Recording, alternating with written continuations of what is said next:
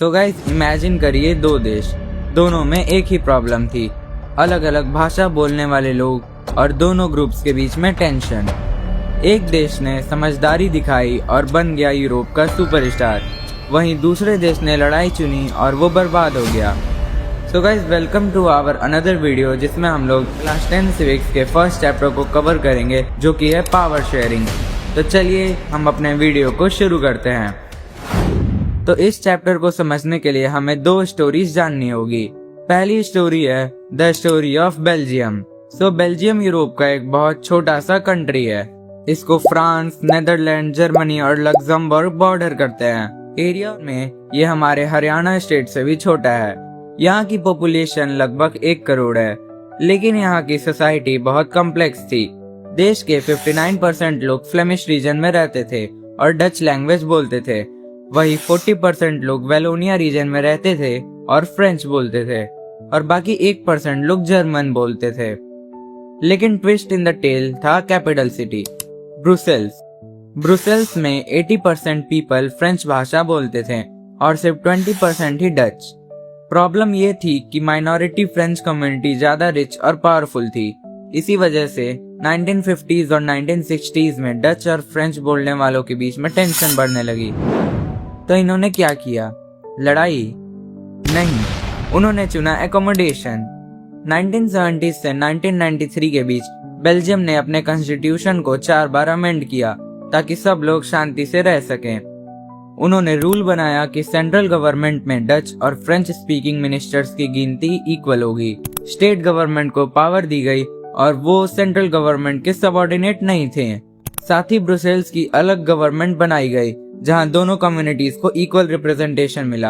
और एक third type की गवर्नमेंट भी बनाई गई, जिससे कम्युनिटी गवर्नमेंट कहते हैं, जो कल्चर, एजुकेशन और लैंग्वेज के इश्यूज देखती थी। इसका रिजल्ट क्या हुआ? देश टूटने से बच गया, और जब यूरोपियन यूनियन बना तो ब्रुसेल्स को ही उसका हेडक्वार्टर बनाया गया। अब हम लोग चलते हैं हमारी दूसरी स्टोरी पर, हमारे पड़ोसी देश श्रीलंका में। ये एक आइलैंड नेशन है जिसकी पॉपुलेशन लगभग 2 करोड़ है। श्रीलंका में 74% पॉपुलेशन सिन्हाला स्पीकर्स हैं, जो मोस्टली बुद्धिस्ट हैं।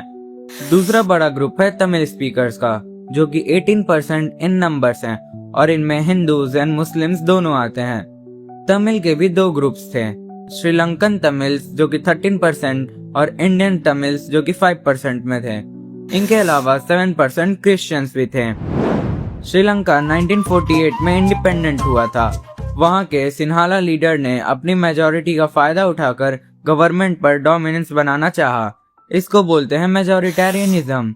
ये एक बिलीफ थी जिसका मानना था कि मेजॉरिटी कम्युनिटी जैसे चाहे देश पर रूल कर सकती है और माइनॉरिटीज को इग्नोर किया जाएगा।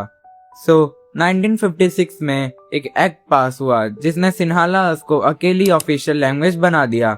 तमिल्स को पूरी तरीके से एलियनेट कर दिया गया। गवर्नमेंट जॉब्स और यूनिवर्सिटी पोजीशंस में सिन्हाला एप्लीकेंट्स को प्रेफरेंस दी गई। नए कॉन्स्टिट्यूशन ने कहा कि स्टेट सिर्फ बुद्धिज्म को प्रोटेक्ट और फॉस्टर करेगा। इसका रिजल्ट क्या हुआ? श्रीलंकन तमिल्स को लगा कि गवर्नमेंट उनके साथ डिस्क्रिमिनेशन कर रही है और उन्हें इक्वल पॉलिटिकल राइट्स नहीं मिल रहे हैं। उन्होंने एक इंडिपेंडेंट स्टेट तमिल एलम की डिमांड की। ये डिस्ट्रिक्ट एक भयानक सिविल वॉर में बदल गया, जिसमें दोनों साइड के हजारों लोग मारे गए। ये वॉर 2009 में जाकर एंड हुआ। अब दोनों स्टोरी सुनने के बाद क्या क्लियर हुआ? पावर शेयरिंग करना क्यों चाहिए? एग्जाम में आने वाले इसके 2 मेन रीजंस होते हैं। फर्स्ट, प्रूडेंशियल रीजन या प्रैक्टिकल रीजन। पावर शेयरिंग समझदारी है। ये सोशल ग्रुप्स के बीच कॉन्फ्लिक्ट और वायलेंस के चांसेस को कम करती है। पावर शेयरिंग से पॉलिटिकल ऑर्डर स्टेबल रहता है। सेकंड इज मोरल रीजन या कहे तो deep reason. Power sharing is very spirit of democracy. एक अच्छी गवर्नमेंट वही है जहां सिटीजन्स की पार्टिसिपेशन होती है और उनका सिस्टम में स्टेक होता है। तो मॉडर्न डेमोक्रेसीज में पावर शेयर आखिर होती कैसे है? इसके 4 मेजर फॉर्म्स हैं। Number 1, horizontal distribution of power. इसमें पावर गवर्नमेंट के डिफरेंट ऑर्गन्स के बीच शेयर होती है, लेजिस्लेचर, एग्जीक्यूटिव और जुडिशरी। इसे system of checks and balance कहते हैं, ताकि कोई भी एक ऑर्गन अनलिमिटेड पावर यूज ना कर सके। Number 2, vertical division of power या फेडरलिज्म। इसमें पावर डिफरेंट लेवल पर शेयर होती है। एक सेंट्रल या यूनियन गवर्नमेंट होती है पूरे देश के लिए और उसके नीचे स्टेट या प्रोविंशियल गवर्नमेंट होती है। इंडिया में इसको पंचायत और म्युनिसिपैलिटी लेवल तक एक्सटेंड किया गया है। Number 3, power sharing among social groups. Power religious और लिंग्विस्टिक ग्रुप्स के बीच भी शेयर की जाती है। बेल्जियम की कम्युनिटी गवर्नमेंट इसका बेस्ट एग्जांपल है। हमारे देश में वीकर सेक्शन और वुमेन्स के लिए रिजर्व कंस्टिट्यूएंसीज होती हैं ताकि उन्हें फेयर शेयर मिले और उन्हें एलियन फील ना हो। Number 4, power sharing among political parties and pressure groups. Democracy में एक सिंगल पार्टी रूल नहीं करती। इलेक्शन कंपटीशन इंश्योर करता है कि पावर अलग अलग आइडियोलॉजीज वाली पार्टीज के बीच शेयर हो। कभी कभी पार्टीज मिलकर कोalition गवर्नमेंट भी बनाती हैं और ट्रेडर्स, फार्मर्स या वर्कर्स के इंटरेस्ट ग्रुप्स भी बनते हैं जो डायरेक्टली या इनडायरेक्टली डिसीजन मेकिंग को इन्फ्लुएंस करते हैं।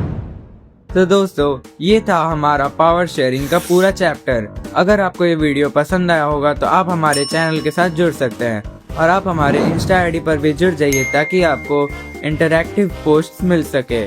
मिलते हैं नेक्स्ट वीडियो में किसी नए चैप्टर के साथ।